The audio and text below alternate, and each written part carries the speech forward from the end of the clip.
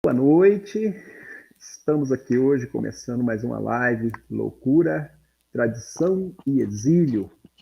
Hoje nós vamos falar um pouco sobre a legislação sobre a saúde mental, discursos sobre a loucura e o outro lado das normas. Eu sou Eliseu Assis, doutor em História pela UFOP, mestre em Ciência pela Fiocruz, psicólogo da UFOP e ex-professor da UENG. Está aqui comigo o doutor João Batista Magro Filho, que foi o diretor do Centro Cultural da UFMG, o primeiro diretor, é médico, psicanalista, professor aposentado da medicina da Faculdade de Medicina da UFMG e autor do livro Tradição da Loucura.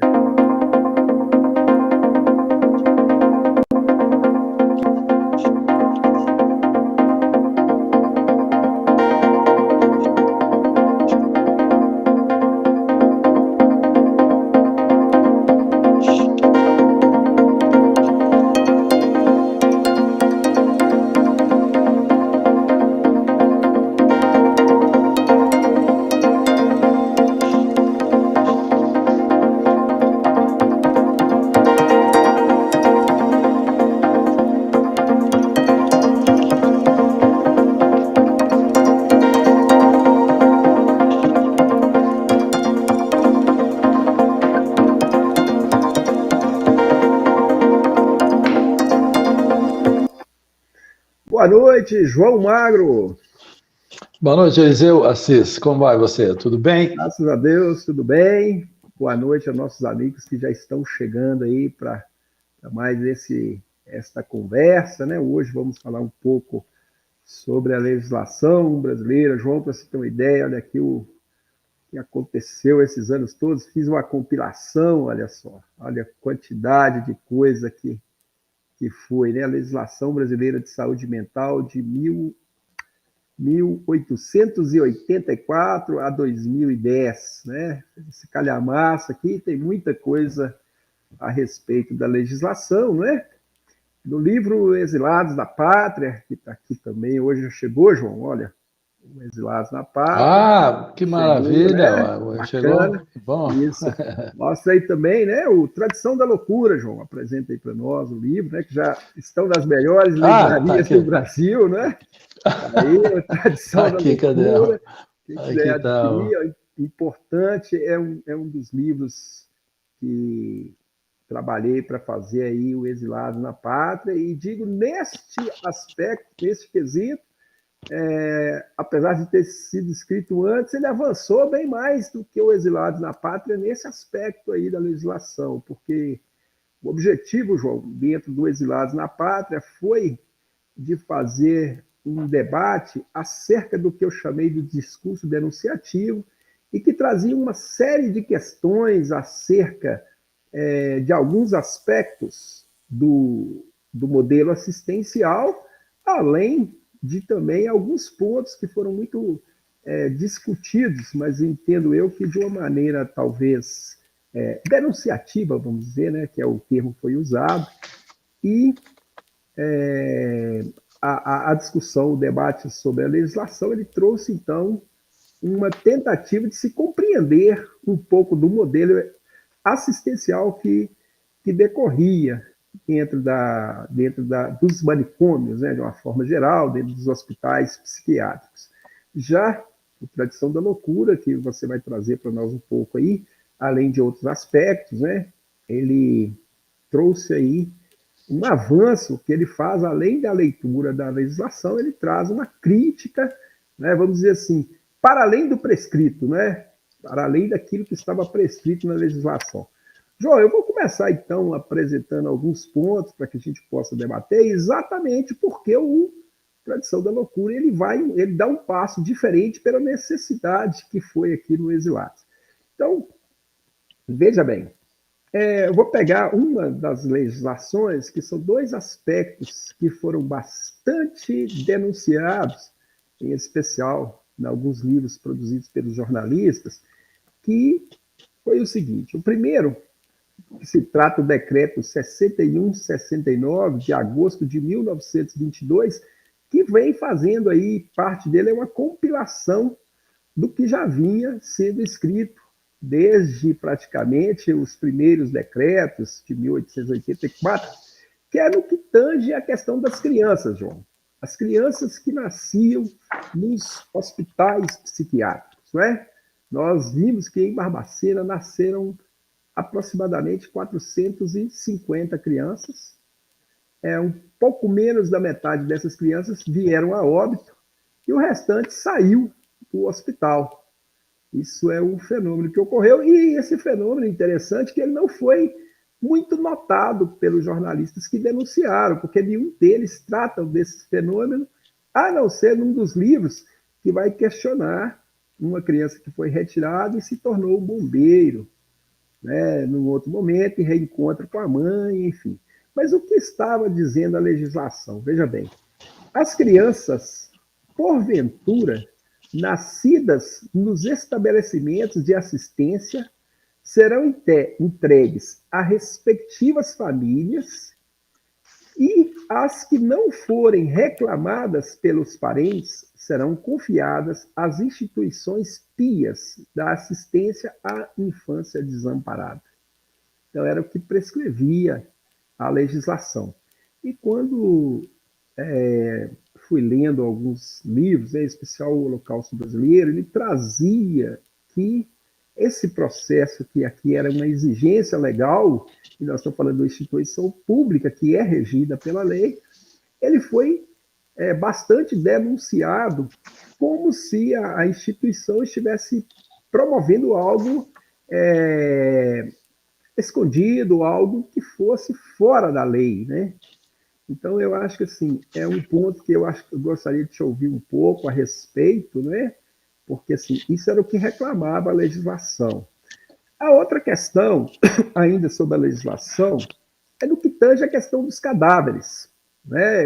Você que trabalhou na Faculdade de Medicina deve ter tido alguma outra informação, que é colocado sobre a venda dos cadáveres. 1.808 cadáveres foram repassados para as universidades do Brasil, de uma forma geral.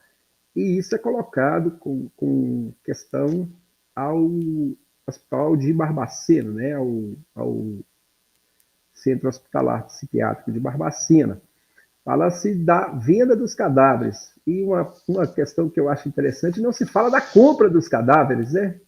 Uma forma de ver o problema. Porque as universidades ficaram protegidas, de certa forma, nesse aspecto. E lá, João, tem alguns livros, aproximadamente 10 livros, onde são todos eles registrados, e eram aproximadamente 50 cruzeiros que eram pagos, que era pago, né, pelos cadáveres. Eu não sei, imagino eu, não tive como aprofundar nessa discussão, que esse valor era para a questão do formol e da preparação, enfim, né, porque lá não se levava um corpo de cada vez, né, levava-se, a universidade ia e comprava lá um número maior de cadáveres. Mas o que a legislação trazia, né? Os cadáveres dos indigentes serão necropsiados se nisso houver interesse científico. Os dos pensionistas, somente com autorização prévia da família. Você já tem uma diferença aí, né? Os cadáveres dos indigentes falecidos nos estabelecimentos da assistência, por cujo enterramento ninguém se interesse, poderão ser cedidos à Faculdade de Medicina para trabalho anatômico. Então, é um outro aspecto também, né, dessa questão dos cadáveres, é um outro aspecto que estava ali em torno, que eles poderiam ser cedidos, e muitos deles foram cedidos para as faculdades de medicina. Mas aí, João, fica a questão, né, o que tinha para além da norma, né? Como nós colocamos aqui, né? Dentro, qual que era o outro lado da norma? Essa questão foi debatida no momento do lançamento aí, eu falo assim, nesse momento histórico, isso estava em questão, né? Nesse momento histórico da tradição da loucura, Isso era uma questão que foi pensada, debatida, ou que causou alguma polêmica? O que foi este momento?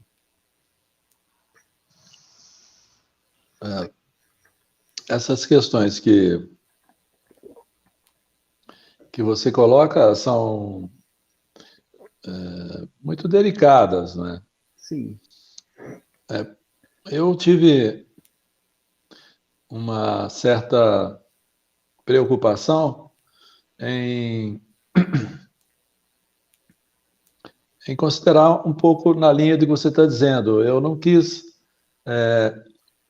compreender toda essa questão do ponto de vista acusatório. Uhum. Eu quis compreender toda essa questão como se todo mundo tivesse se perdendo.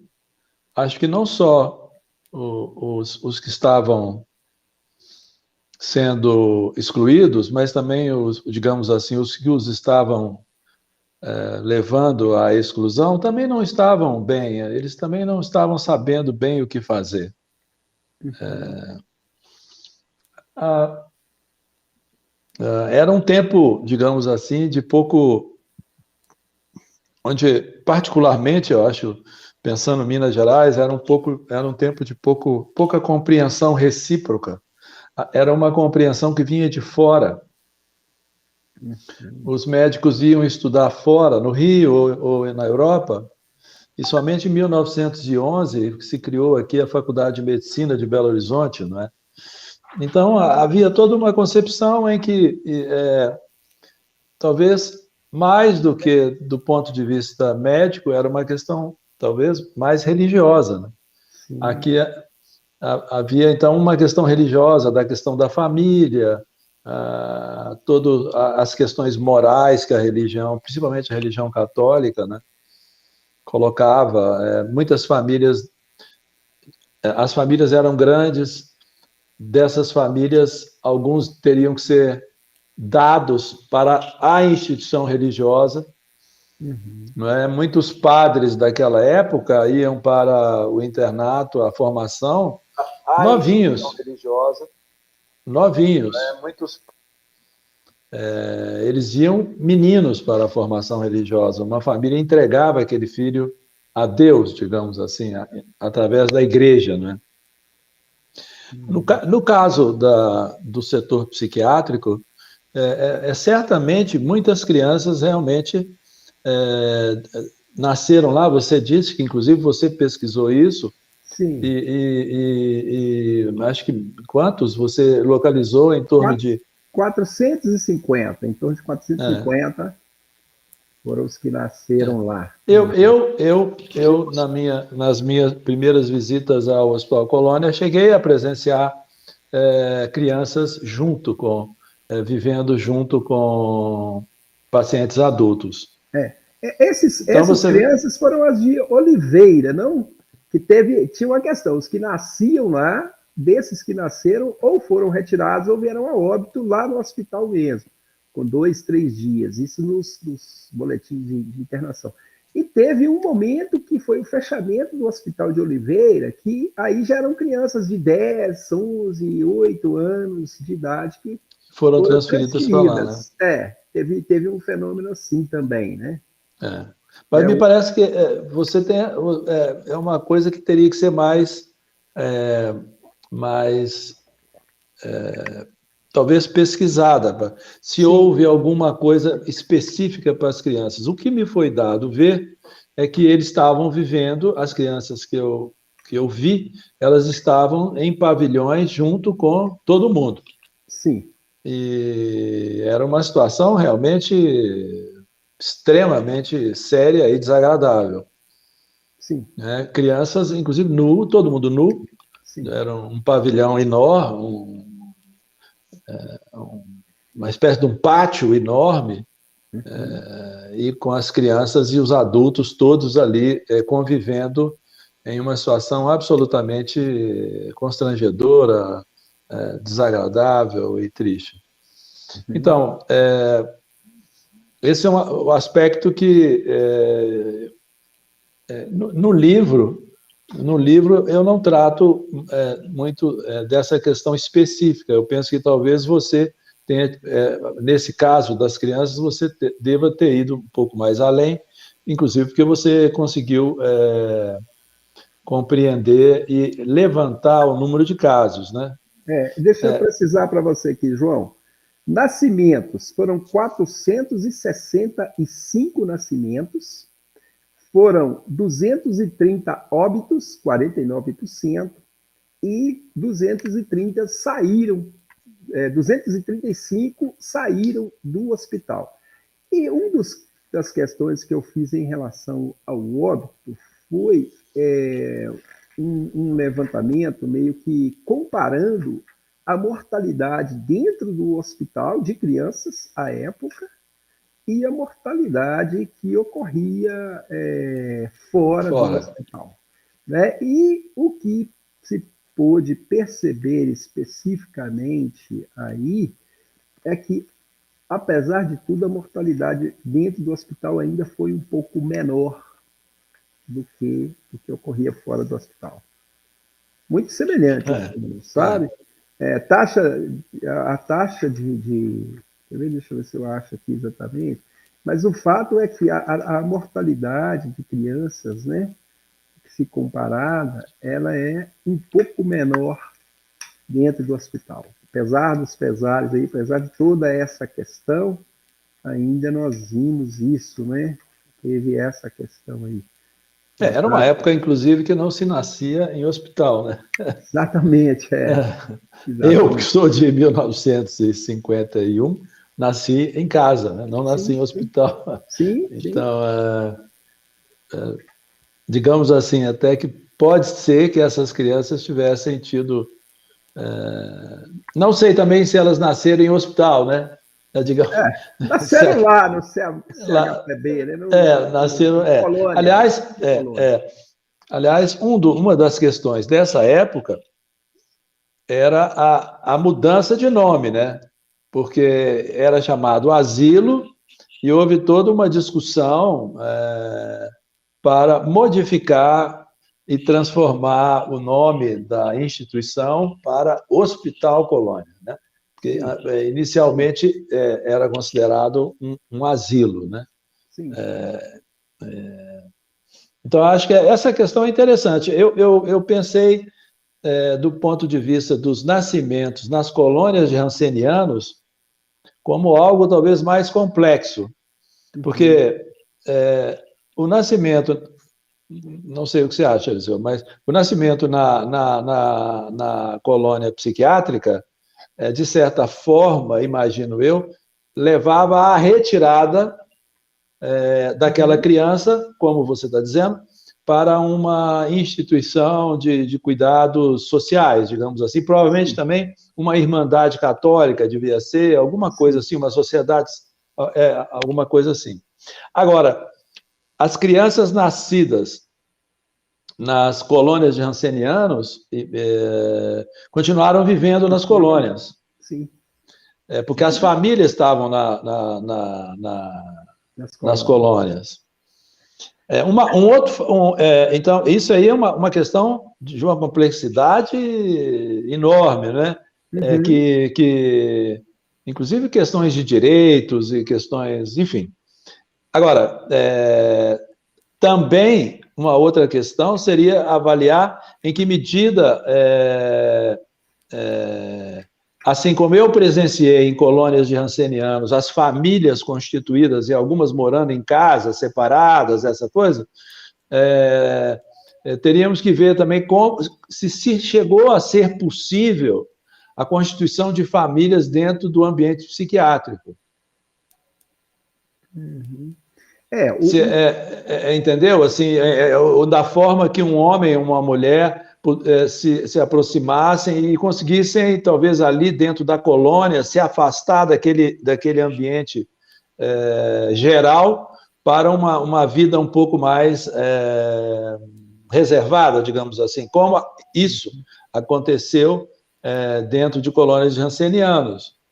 É um tema muito interessante, muito complexo, e mereceria, talvez, se debruçar sobre ele. Ou seja, como as crianças, para onde iam?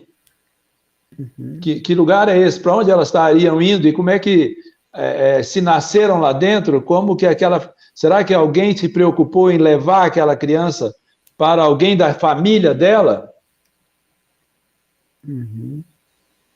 Sim. Não é? Será que alguém dentro do asilo, do asilo Hospital Colônia, chegou a constituir uma família lá dentro? Existem alguns colegas nossos em Barbacena que talvez a gente pudesse trazê-los para uma conversa aqui. O Jairo, por exemplo, que é o médico psiquiátrico de Barbacena, muito importante, cooperou muito na transformação do hospital. Talvez possa ter algum material a esse respeito. Ele tem um livro, inclusive, sobre Barbacena também. Talvez ele possa trazer alguma luz a essa questão das crianças e como assim como muitos foram levados, o que aconteceu com os que foram retirados, né? Sim. É uma boa pergunta, né? Dá uma pesquisa nisso aí. Alguns morreram, mas como você mesmo está colocando. Quanto à questão dos indigentes, é um tema. Eu lecionei sou professor da Faculdade de Medicina da UFMG, aposentado, e ouvi muita conversa sobre essa questão dos indigentes vindo de Barbacena e tal. Procurei me aproximar, mas eu também o que eu consegui na época obter foi exatamente esse artigo, esse famoso artigo 116 do decreto 6.169, de 31 de agosto de 1922, né? Onde esse artigo diz que você leu, né? Eu vou só repetir, que eles, para entrar nessa questão da venda e da compra, o que eu encontrei é que os indigentes seriam cedidos. Exatamente. Então, assim, eu não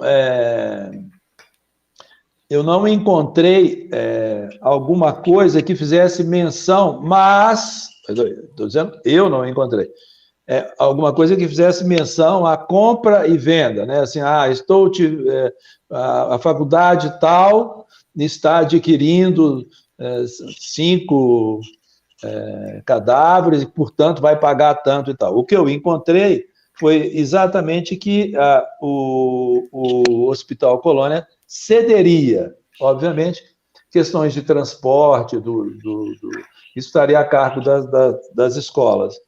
Mas, então, como eu nos documentos que eu procurei, eu não encontrei algum recibo, por exemplo, né? Não sei se por um acaso, acho que talvez, não sei se você chegou a encontrar. Sim. E seria interessante te ouvir, então, porque... Sim, pode completar. Não, é isso. Tem os livros de anotação dos cadáveres, né? A anotação desses cadáveres que foram para as universidades. Então, eu cheguei a colocar todos numa lista e foram 1.800, deixa eu ver aqui se eu acho o número exato aqui, mas foram 1.800 e poucos cadáveres, vou achar o número exato, e estes tinham anotação e o valor de cada, chama de peça anatômica, né? O valor que era 50 cruzeiros. E eu não sei se este valor era colocado para conservação desses corpos pelo período e chegaria para buscar esses corpos, para transportar esses corpos, mas tinha isso e tinha sim estes valores, né, de 50 cruzeiros, que era por cada um. E foram 1.800, eu vou achar aqui, mas enfim, foi mais de 1.800 cadáveres, tanto da universidade, a Federal, a Universidade do Rio de Janeiro, Federal de Rio de Janeiro, enfim, tinha várias universidades que recebiam estes cadáveres, que se for era uma venda, né, tinha a compra deles aí. Uhum. Então, mas isso tem de fato, e tem lá os livros de anotação. Eu tenho até aqui, mas como tem nome de pessoas, acho que não dá para a gente projetar, Certamente, acho que né? não. Mas, Mas assim, você vê, essa questão também se você se debruçar sobre ela, ela é de uma complexidade tremenda, né? Inclusive, aí tem toda a questão, você mesmo também citou, de que os indigentes seriam cedidos. Já os pensionistas, não. Né? só com Teria que haver autorização, né? só com a autorização da família. Né? Isso tudo reside num enorme, realmente, desprezo ou preconceito grande que existia na época com essas pessoas, né? Um Uhum. enorme preconceito por parte digamos assim, dos que detinham o poder de fazer normas, o poder de fazer também o poder que a própria religião também possuía, não é? Essa questão do preconceito, ela vai aparecer muito dentro das normas, né? A todo momento, o método é preconceituoso, a concepção ela tem um preconceito, não é? Enfim. Eu acho que a loucura, de uma forma geral, já era uma discussão. Aqui, João, encontrei que 1874, durante praticamente a década de 70, foram uns 4, 5 É muito. anos. 1874, peças anatômicas, como é colocado, né? Peças anatômicas, que era o nome que se E aí, daria a uma pessoa, né? e aí isso foram para as universidades aqui, quase todas universidades que tinham os cursos de medicina, cursos ligados que tinha a matéria anatomia, né? Praticamente. Observe que isso se repetiu, assim, certamente, em todos os estados brasileiros, né? Sim. O hospital psiquiátrico, como um fornecedor entre aspas, de peças anatômicas para o estudo da anatomia por parte da medicina, né? Agora, Isso. o que eu destaco, João, assim, que como vem, né, a linha do discurso denunciativo, é que isso era prescrição legal, apesar de que fala, né, da sessão, e que teve essa marca aí, dessa sessão ter algum pagamento, 50 cruzeiros à época, mas e foi anotado, não foi algo que foi feito escondido, vamos dizer assim, tá lá, tem as anotações, para onde foi, quem que buscou, enfim, né? Você vê que assim, era uma coisa que a legislação brasileira prescrevia, né? Certamente. Até tem uma das passagens aqui onde eu coloco isso, né? No livro aqui, é exatamente destacando esse aspecto, né? Vou ler aqui, quem eram, né? Que a pergunta era quem eram essas pessoas. Aí põe, eram negros e negras, brancos e brancas, pardos e pardas, leucodermos, faiodermos, melanodermos. Eram 1874 peças anatômicas. Era gente, indigente, era o Brasil. Então, isso era o Brasil da época, isso, né? Não se trata única e exclusivamente do hospital. Mas, enfim, a legislação brasileira de saúde mental é que traz essa prescrição, né? Então, é isso eu gostei muito de te ouvir, porque eu gosto dessa formulação que você fez do exilado na pátria, né? Sim. Esses eram, assim, acho que do jeito que você coloca, esses eram realmente os exilados, né? Os Sim. excluídos em seu próprio lar, né? Em sua própria pátria, que é o nosso lar, né? E esse considera-se muito, fala-se muito que o nosso país, infelizmente, ainda é bastante excludente, né, com relação a populações mais desassistidas, né? E, embora muita coisa evoluiu, né? Mas eu acho que essa questão de uma pessoa, né, se tornar exilada, né, dentro da própria casa, né, dentro do próprio lar, dentro da própria pátria, é muito doloroso, né? Porque é aqui que ela... E provavelmente essas pessoas, a origem delas, se hoje, eu não sei, mas também é uma outra ponto de pesquisa, né, em que medida, por exemplo, os próprios primeiros brasileiros, os índios, né, em que medida isso ocorreu com eles ou está a ocorrer, não é? Muitos de nós ainda podemos citar a nossa ascendência indígena. Minas Gerais tem uma ascendência indígena grande, embora pouca gente trate disso, mas eu já estudei isso. Há uma ascendência grande na mente mineira dos índios. A região, por exemplo, onde a minha família vem, havia muitos puris. Sim. Mas isso tudo também, eu não tive, não sei se você, mas é um outro campo também em que medida essa população originária sofreu também a ação desse preconceito com seu comportamento, com as suas dificuldades mentais, e o que dessa população originária pode ter ido parar dentro das colônias de tuberculose, de rancenianos e de doentes mentais, né? Esse também é um outro tema delicadíssimo, importantíssimo. Observe uma coisa, né? A primeira legislação a respeito desse nosso assunto, pelo menos que eu encontrei, a primeira lei em Minas é de 1900, né? Sim. Acho que estamos de acordo quanto a isso, a lei 290. Isso, exatamente. Isso foi ontem. Então, Eliseu, isso foi ontem, né? Nós somos muito pouco tempo, né?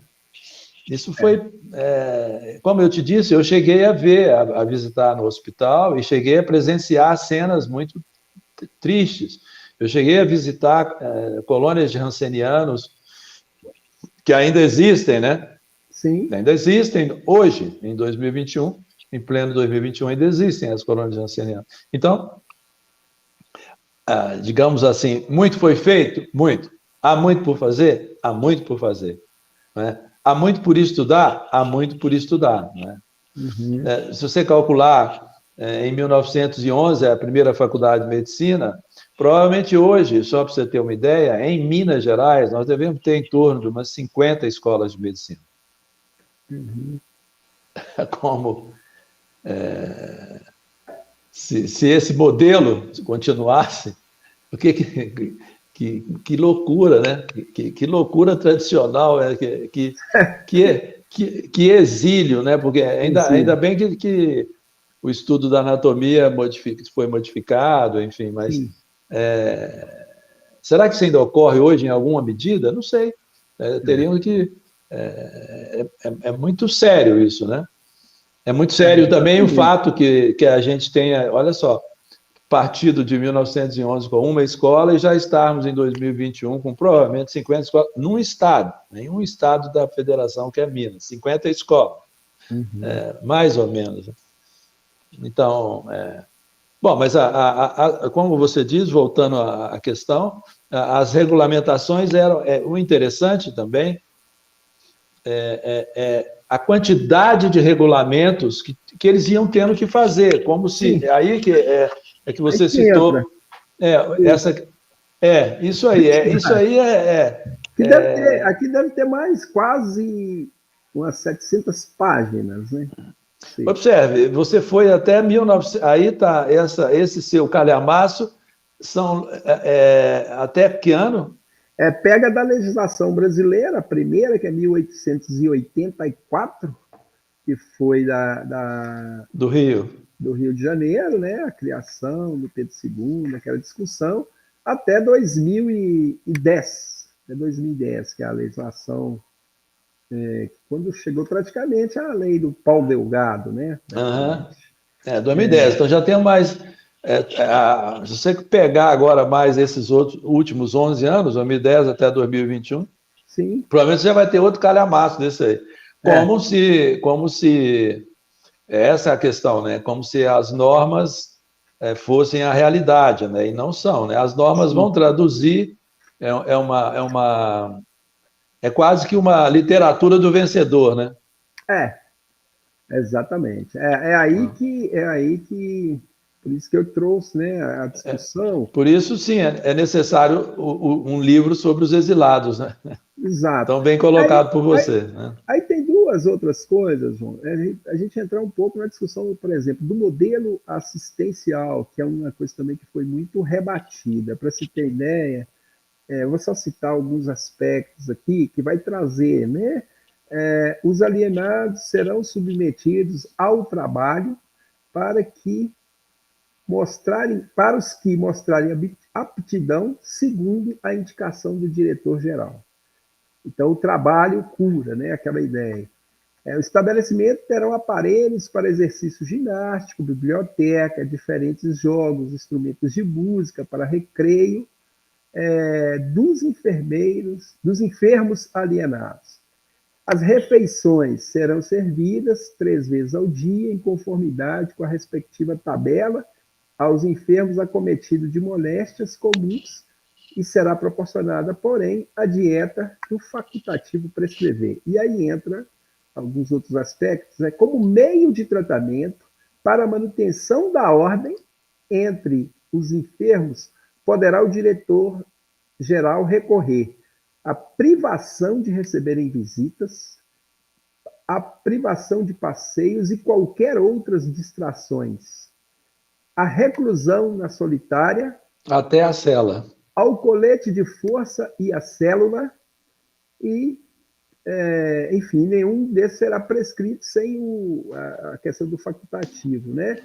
Os enfermos indigentes só poderão ser visitados ordinariamente no primeiro domingo de cada mês ou extraordinariamente com a licença do médico. E os pensionistas, porém, receberão seus parentes, curadores ou correspondentes 2 vezes por semana. Então, a gente vê aí também, né, de novo, essa discriminação.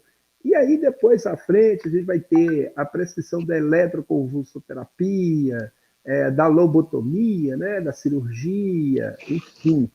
Então, é uma questão também que foi bastante questionada, mas parece que era um recurso que se tinha na época, né? Não, recurso que é usado até hoje, né? Sim.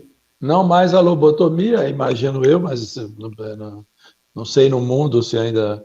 Mas a eletroconvulsoterapia ainda é prescrita. Embora haja todo um questionamento... exatamente. Embora exista todo um questionamento e tudo, mas sabe-se que ainda ela ocorre, não é? Então, você vê, de novo, né? Sim. É como se nós temos muito ainda a aprender. Esse período que nós estudamos, talvez ele tenha nos apresentado, digamos assim, coisas muito complexas, mas por isso que na segunda edição do meu livro eu coloquei 2 capítulos adicionais, onde eu tento trazer um pouco a dizer que a complexidade, em outras formas, continua ainda a existir, não é? Tem uma coisa que eu queria comentar, e a mim me parece muito importante, que é que o começo dos cuidados aos alienados, como eles eram chamados, as pessoas com transtornos mentais no século XIX, enfim, teve início no setor privado. As Irmandades das Santas Casas eram e são, até hoje, instituições privadas. Sim. São privadas de assistência, são instituições do campo do direito privado e consideradas de assistência social, consideradas filantrópicas, consideradas instituições beneficentes. Uhum. Né? Mas observe que todo o esforço de construção das Santas Casas, que nós dois pudemos ver, que foram os primeiros lugares onde essas pessoas foram admitidas em algumas enfermarias, digamos assim, ou em alguns quartos dessas coisas, elas foram construídas pelas sociedades locais. Uhum. Eu queria destacar isso para você. Não foram construídas pelo Estado, pelo governo. Sim, sim. As Santas Casas, portanto, os primeiros acolhimentos aos doentes mentais eram oferecidos por essas instituições beneficentes. Uhum. E aí, nesse período que nós estamos falando, particularmente, eu considero aí, nesse período, final de 1800, início dos anos 1900, é que o governo, o Estado, vai começar a dizer, não, pera um pouquinho, eu vou fazer hospício. Aqui em Minas, né? Mas esse movimento, ele é nacional. Né? As Santas Casas foram criadas em todo o país, elas hoje são mais de 2.000 no país. Em Minas devem ser mais de 300, por aí, ou em torno de 300 Sim. instituições beneficentes. Observe que eu sempre achei isso muito interessante, porque era um esforço do município ou da região, esforço de famílias que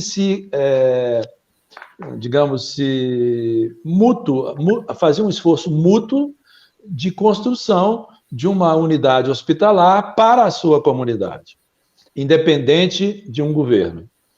No caso, como nós estamos falando, a lei de 1900, a lei 290, ela vai começar, então, a fazer um outro movimento, a tirar os cuidados do setor beneficente, privado, para levar os cuidados, e aí sim o governo vai começar a fazer hospícios. Ele vai começar a fazer o de Barbacena, vai fazer aqui em Belo Horizonte, se não me engano, em 1922, o Instituto Raul Soares, e por aí vai, Oliveira, enfim. E vai também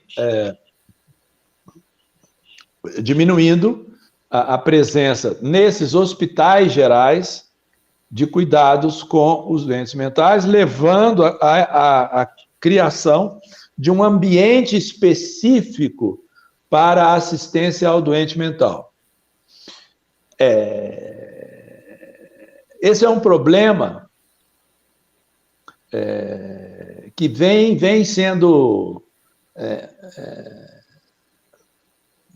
tornando complexo até hoje, porque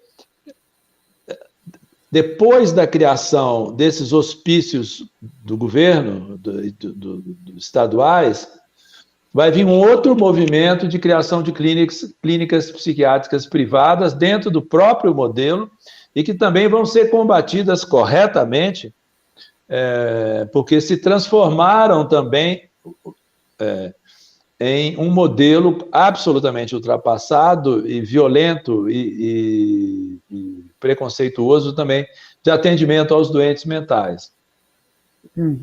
Mas acho que não devo, talvez, ir muito para frente, mas vou só ficar aí, né? Às vezes tenho vontade de vir um pouco mais para o presente, mas vamos lá, eu queria só lembrar isso. Eu queria só lembrar isso, que assim, quando uma população se reúne para construir um hospital, é um movimento de autonomia. Sim. Ela não pede a ninguém, não pede ao papai ou à mamãe, governo, para vir resolver. essa população muito envolvida pela concepção religiosa de misericórdia, né, e de caridade, ela faz esse movimento para se cuidar e de cuidar dos outros. Uhum. Eu acho isso muito interessante, porque é um começo digamos assim, de um movimento de ajuda mútua. É um movimento que eu poderia chamar, talvez, cooperativo, um movimento que eu gosto, um termo que eu venho lidando muito com ele, de saúde partilhada, Uhum. onde há uma partilha e Eliseu, também é interessante porque havia um movimento para criar o hospital, portanto, para construir, e depois havia um movimento, eu cheguei a presenciar, como eu já fiquei mais velho, eu presenciei os dois movimentos, a construção, e depois essas famílias também mantinham, através de carnês e de mensalidade, mantinham o hospital. E até então, não pedia também dinheiro a ninguém.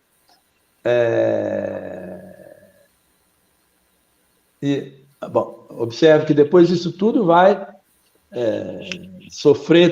vão sofrer transformações enormes. Mas, do ponto de vista da doença mental, ela começa no setor beneficente privado, vai para o setor público,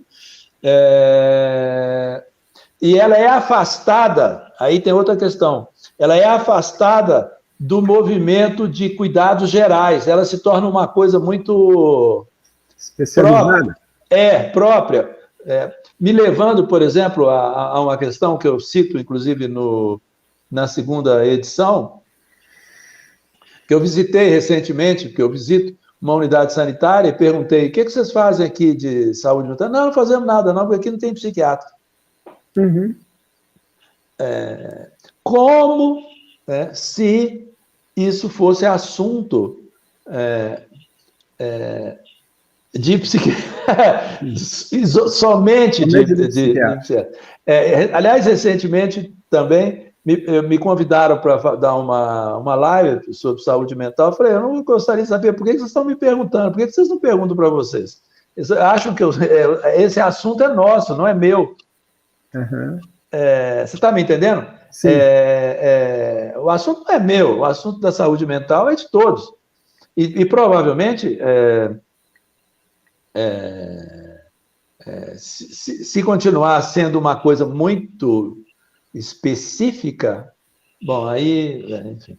Mas observe isso, tá? Lá atrás, então, ele vai sendo retirado de um grupo geral, do hospital geral, ele vai para um hospital específico, vai se transformar numa coisa específica, numa clínica psiquiátrica e num hospital psiquiátrico, e ele vai ganhar certa especificidade.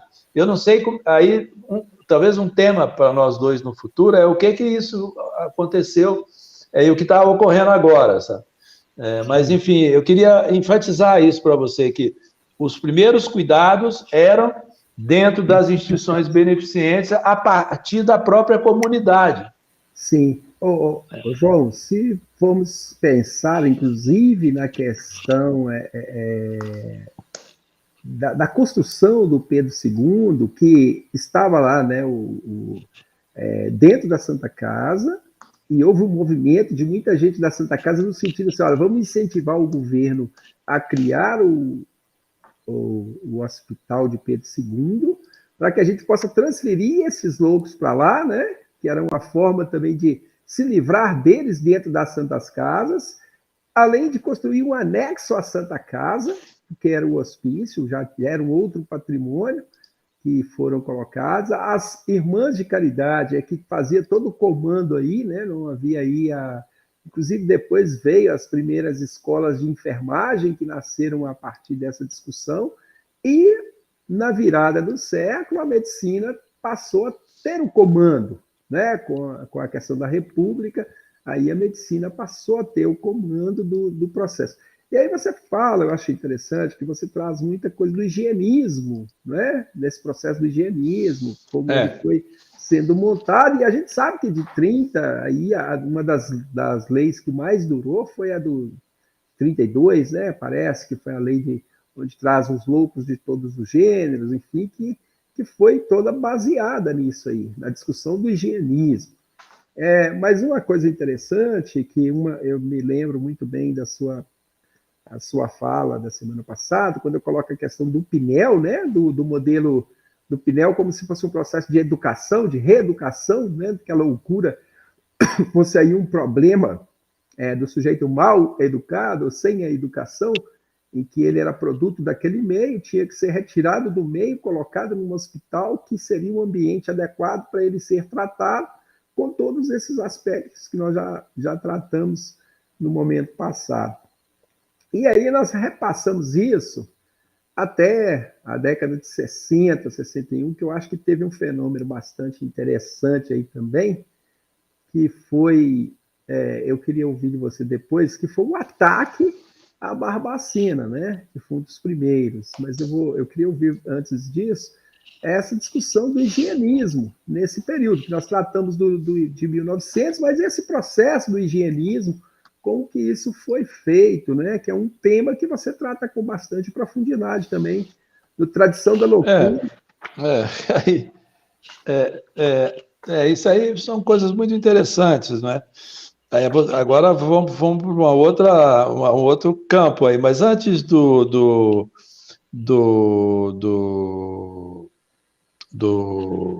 eugenismo, que é, digamos assim, o surgimento da saúde mental, né? Uhum. Esse negócio de saúde mental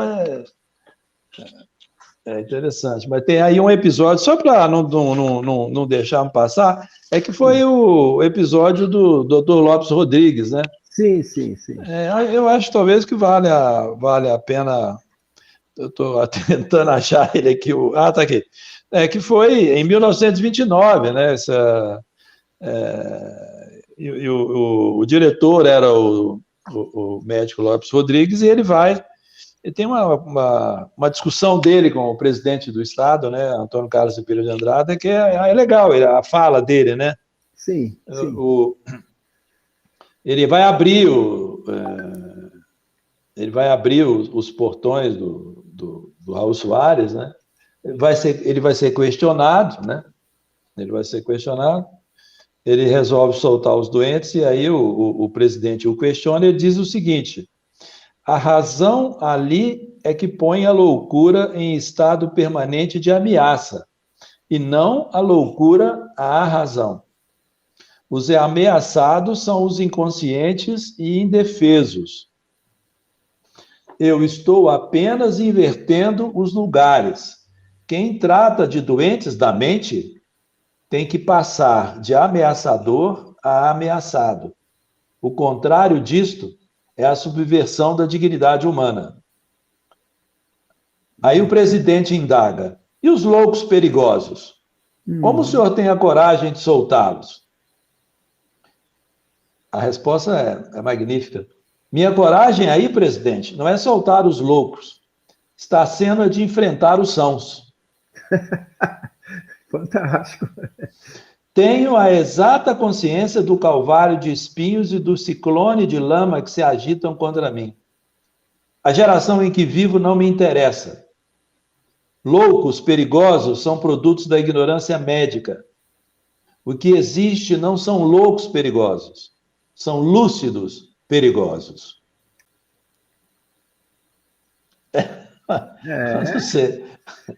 É Lopes Rodrigues, não é? Lopes Rodrigues. Você veja, nós não precisamos ir longe para... Muita gente cita... eu acho legal o que você fez, e também... Eu acho legal o que eu também tentei fazer, porque é mergulhar na nossa gente, né? Sim. Eu me dediquei, talvez se eu pudesse considerar o meu grande interesse, a vida inteira, o meu grande interesse foi a nossa gente. Uhum. Sabe? A gente que eu tento ser como todos, né? Eu nunca quis ser médico ou professor, qualquer coisa. Eu sempre quis ser um brasileiro, ou um mineiro. Às vezes o pessoal fala: o que você é? Eu falo: eu sou mineiro, eu sou brasileiro. Não tem mais nada, não. Essa é a nossa gente. Então, dentro da nossa gente, muita gente sofreu, mas a fala do Lopes Rodrigues é uma fala bonita, importante, uma fala fundamental, né? Ele estava, eu acho, não sei se Machado de Assis, teria que ver quando é que Machado publicou O Alienista, né? Mas, bem, será que isso chegou a Machado de Assis, né? Será que a fala de Lopes Rodrigues chegou a Machado de Assis? Essa fala foi quando, Lopes? 1929, né? Não, o Machado foi. Machado provavelmente Foi antes. publicou, eu não lembro, teríamos que olhar no nosso Google, quando que Machado Vamos lá. publicou O Alienista? Eu Alguém acho que aí foi sabe? 1800 e alguma coisa. Vamos lá. Enfim. Mas foi bem antes. O Machado eu falo porque. O seu Machado, né? Sim.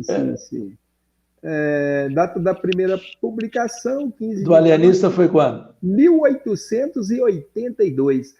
Então, será que Lopes Rodrigues leu O Alienista? Leu O Alienista, né? Isso aí. Possivelmente, né? O que eu acho interessante do Machado, aí então 82, em 89, me parece, ou foi 79, que foi o Congresso Mundial de Psiquiatria, onde que surgiu a ideia dos modelos de colônia.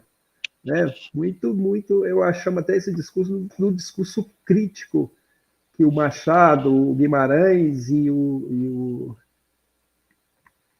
Lima Barreto fazem, né? Que chama do discurso. Aqui o Edson Jacon colocou aqui para nós, 15 de março de 82, isso mesmo. Obrigado, Edson.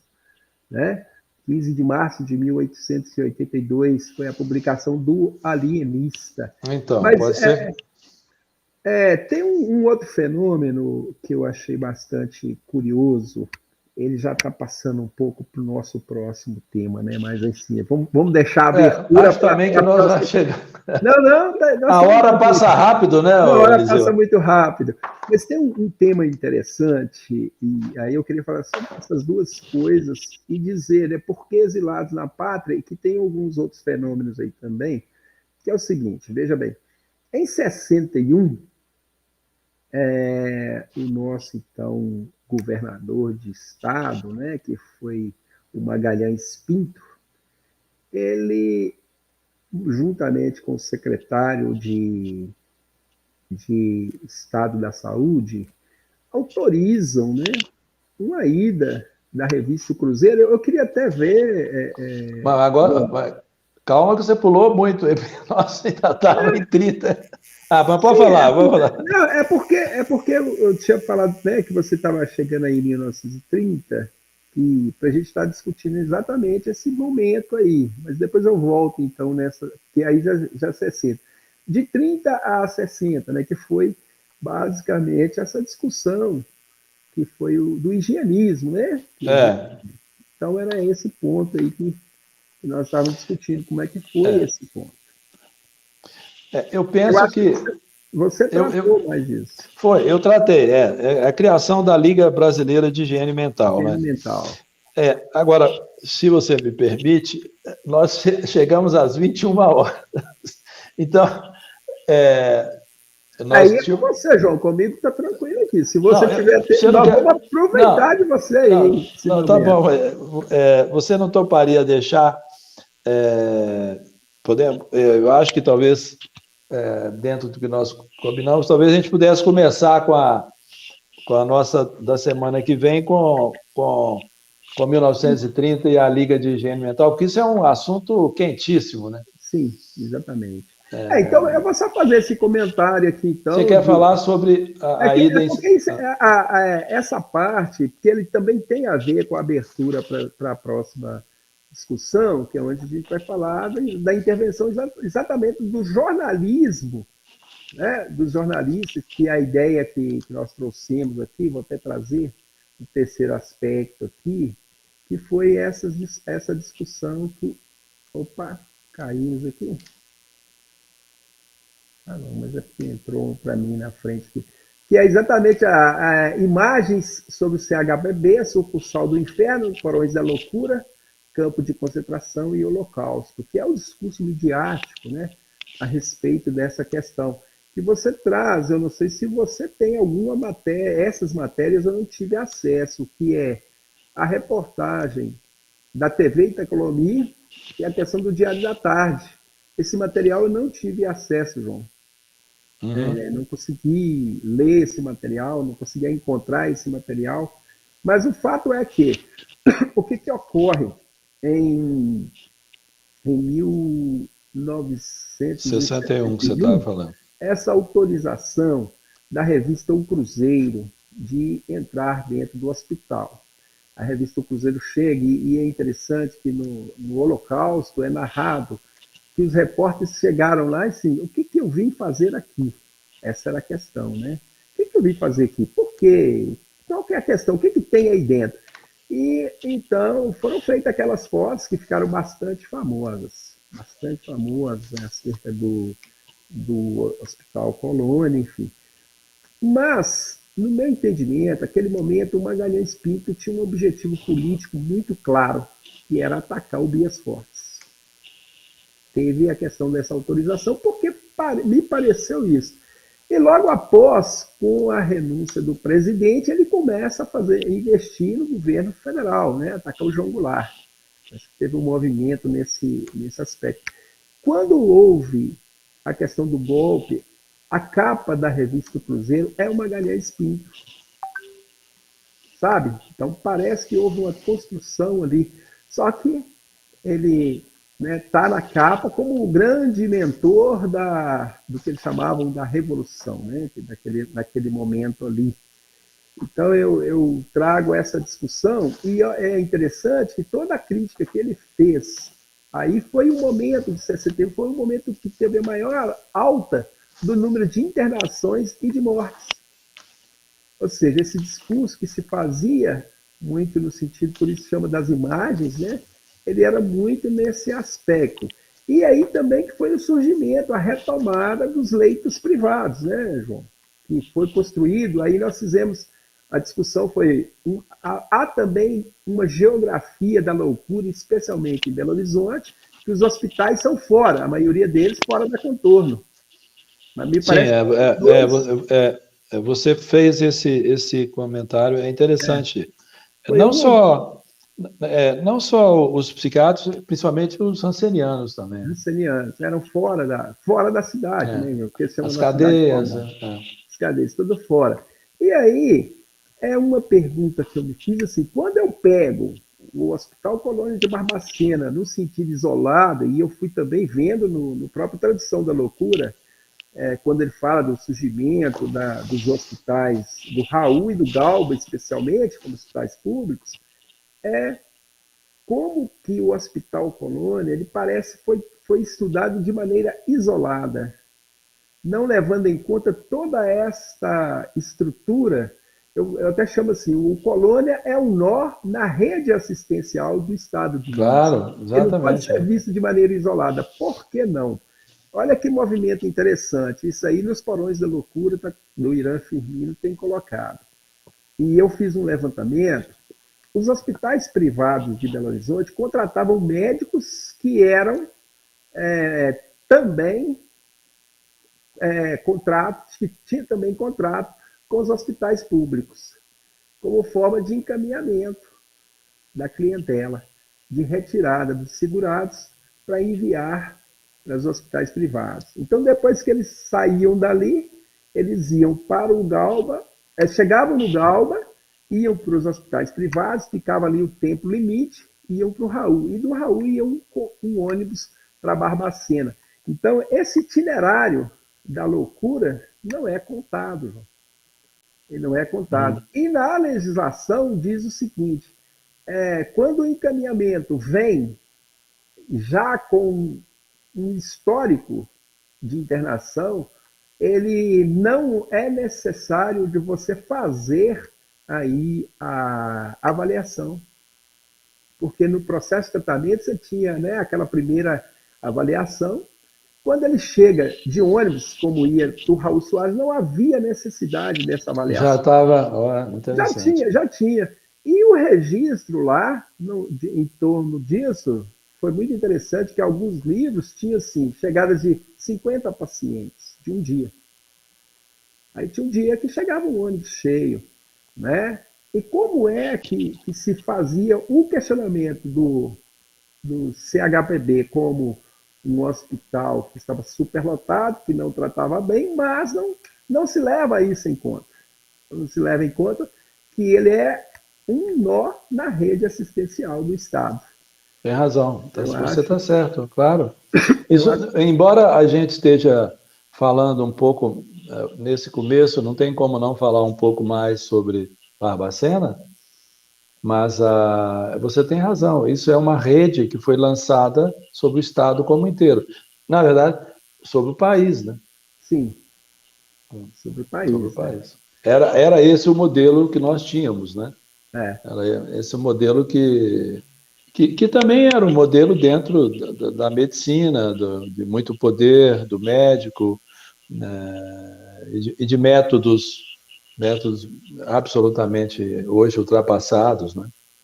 E em que medida tudo isso continua é que nós temos que avaliar daqui para frente. Eu penso que talvez, já que nós combinamos, nós vamos conversar um pouco mais, a gente podia voltar na próxima semana, então, Sim. com a questão da Liga Brasileira de Higiene Mental, 1930. É um assunto muito interessante, né? Ok. Então vamos ficar assim, né? Só para as considerações finais, né? Agradecer aos nossos amigos que estão aí hoje, Adriana Andrade, que está aqui, Edson Jacon, Geraldo Mangela, minha amiga Débora Excelrude, que está aqui, Simone Arantes, o Denis, que comentaram, né? Obviamente, o Rubens Martins e todos os outros que nos assistiram, né? Deixar aí nosso muito obrigado. Estamos aí, sugiro às pessoas que encontram nas melhores livrarias do Brasil, Tradição da Loucura, né, João? E Exilados na Pátria. E Exilados na Pátria, está aí. Tá bom. É isso aí. João, Vamos. Suas considerações e vamos estar fechando. Eu te agradeço mais uma vez. Muito obrigado. Muito obrigado, Ezio.